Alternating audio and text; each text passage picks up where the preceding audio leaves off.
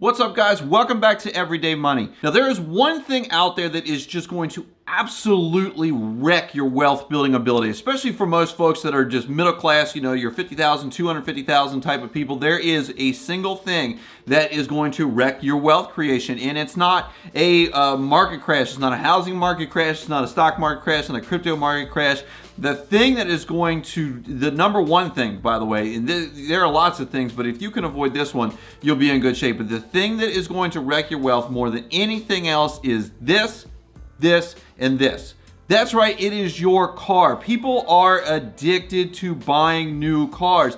And it is very reasonable to understand this, especially if you live here in the United States, is that for one, most of our cities are geared towards needing a car or a truck or something to get you from point A to point B. There are very few places in the United States that have reasonable mass transit systems where you can live and get around without having your own vehicle. The only places I can really think of are places like New York, maybe San Francisco, and places that have very developed subway and elevated train type of things. But if you want to leave those places and go to any other place, you're either limited to air travel or car travel. And in addition to that, Americans in America has been conditioned as the car as a social status symbol, as something of just the American way. So people end up buying a lot of them, but they are horrible for your wealth creation. We're going to talk about today how each new car you buy at today's average price is going to average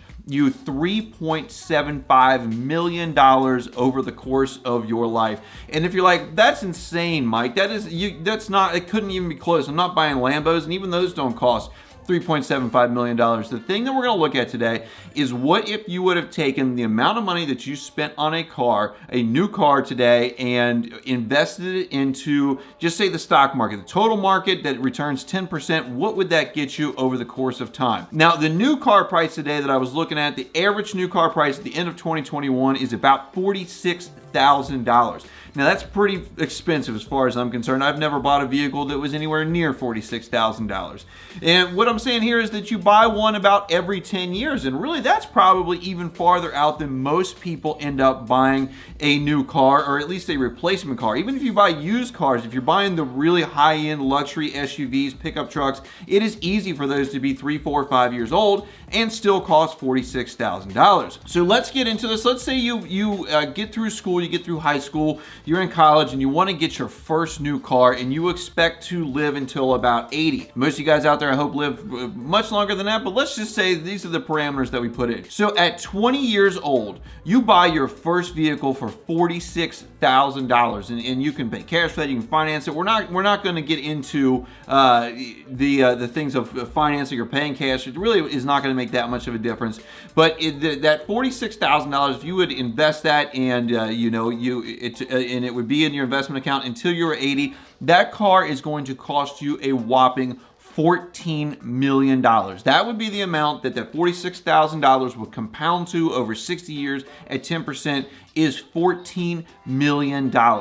Now you go 10 more years, you get down to the 30-year mark. You are looking at buying another car. We're going to say that the price of a new car does not change a dollar throughout your entire 80 years, which is not going to happen. They're going to consistently go up. But at the 30-year mark, you're done with that car. It's 10 years old. It has 112,000 miles on it. It's out of date. It's not what all your friends have. So now you go out and buy another new one. That one, for the rest of your life, the compounded amount is going to be $5.4 million.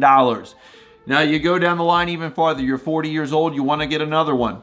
$2.1 million is what that's going to compound to over time. At 50 years old, $800,000. At 60 years old, you buy another one, $310,000. 70 years old, $119,000. And assuming that, unfortunately you pass away on your 80th birthday, you don't have to purchase another vehicle. But even in the best case scenario one here, the one you bought when you were 70 is still going to cost you almost 3 times the amount that you paid for it in lost compounded interest on that money.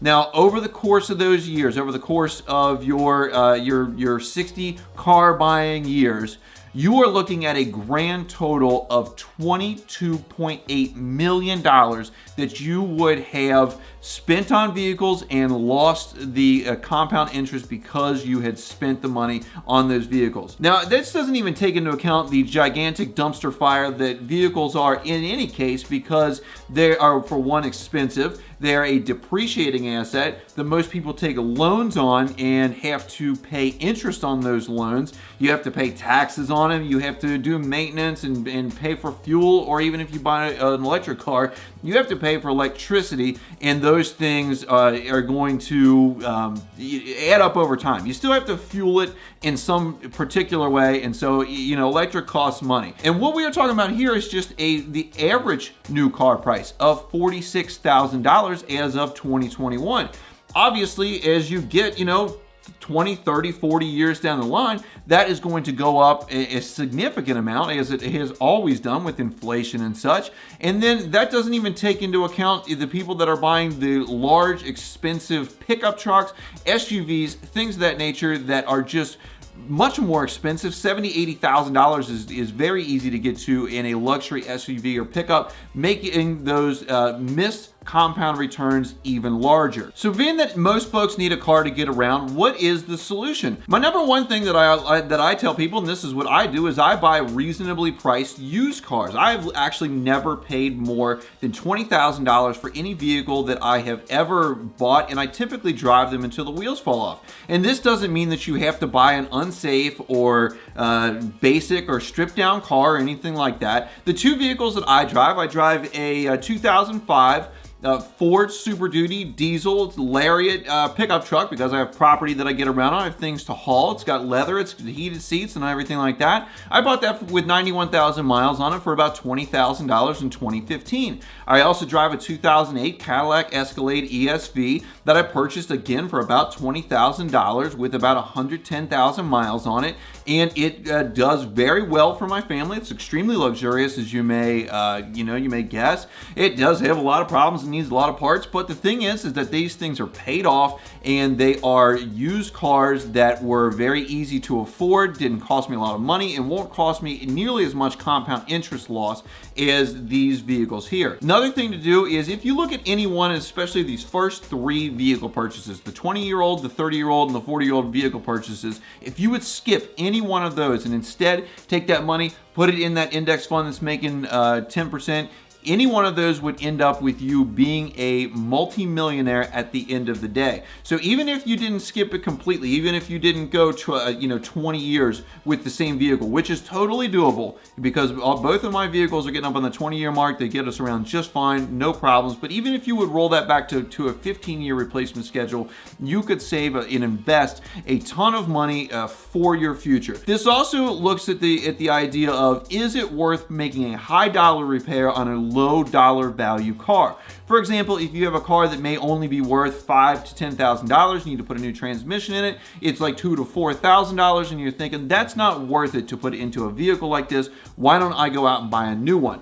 The thing is that if you can put that transmission in there, make that $2,000 to $5,000 or $3,000 or $4,000 repair, and it can last you another 5 or 10 years, and you take that savings that you would have spent on that new car and invest it, you can be hundreds of thousands, if not millions of dollars ahead in the future by making that repair that doesn't make sense to everybody else. Because being able to defer that big purchase, invest that money, will put you much farther ahead in the end, will get you to the wealth level that you want. Because listen, the wealthy do not start buying vehicles. They don't get out as soon as they get $40,000 in their bank account. They didn't go out and start buying vehicles. It's not how they got wealthy. They got wealthy first, and then they could buy whatever they want, either with cash or by taking loans and leaving their money invested in the markets to make way more money than they would have saved on not taking that loan, not paying that few $1,000s of interest. So guys, if you like this video, give me a big thumbs up for it. That really helps me out in the YouTube algorithm. If you haven't subscribed yet, subscribe down below, hit the notification bell so you don't miss anything that I put out on personal finance.